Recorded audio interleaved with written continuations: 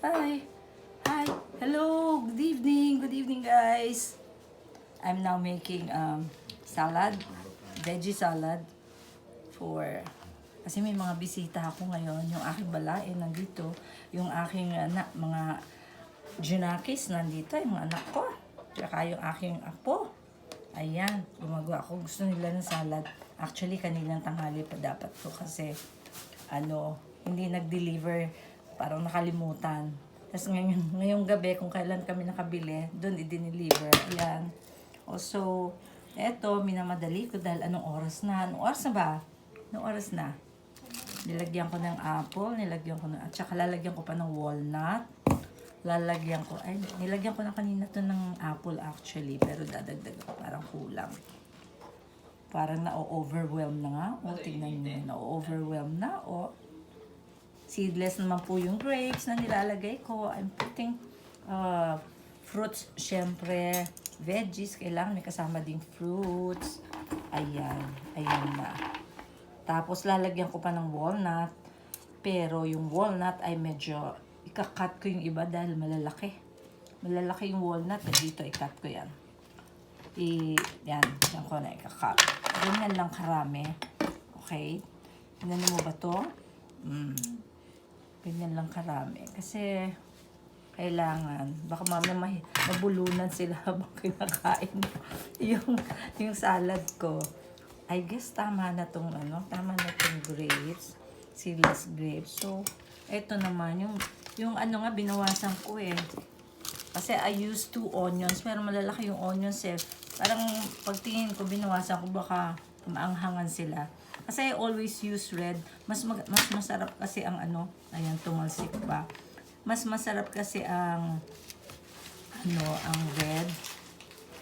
Kasi parang siya, may iba siyang klaseng flavor eh.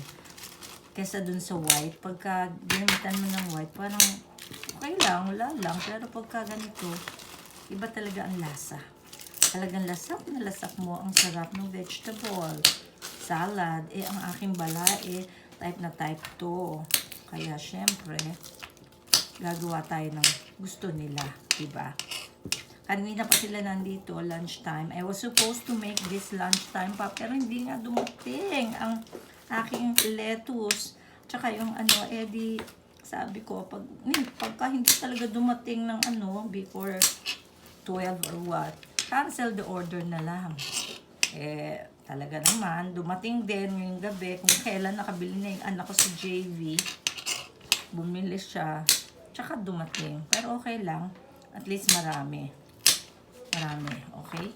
Maraming sahog, maraming veggies. Puno na to eh, kaya hindi ko na dinagdagan pa ng yung binili ng anak ko. Kasi this is yung half nito is yung romaine. Ito pala yung romaine. Yung half naman nito ay, nga tong half? Ice lettuce. And wala nga arugula kasi usually nilalagyan namin ng arugula. Masarap yun eh. Tsaka gusto yun ng aking daughter-in-law, ng aking dear daughter-in-law na si Jen. Yung arugula. Sorry, walang arugula. Ito na lang. Anihin talaga natin.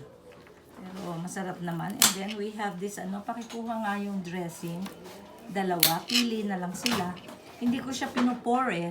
I don't pour it over kasi ayan, yung QP at saka ito. Pili na lang sila. Di nga ako, ano ba ito isa? Parang, ayan, parang vinaigrette din. Pero vinaigrette siya. Yung ayan, okay? Ayan, and then, tapos na to. Madali lang namang gawin actually pagka may tumutulong sa'yo. Si Rodeline, tinutulungan ako. Di ba? Di ba tinutulungan mo ako? Dito ka. Ako, dito ka. Sabi ko, pagka tinutulungan ako ni Rodeline, pakita mo yung mukha mo. Kaya kaya eto na siya. Ibudbud na natin ang walnut na masarap. Ito. Tapos na, ihahain na natin ito. Okay. Pag gusto pa natin dagdagan ng ibang klaseng pwede rin naman.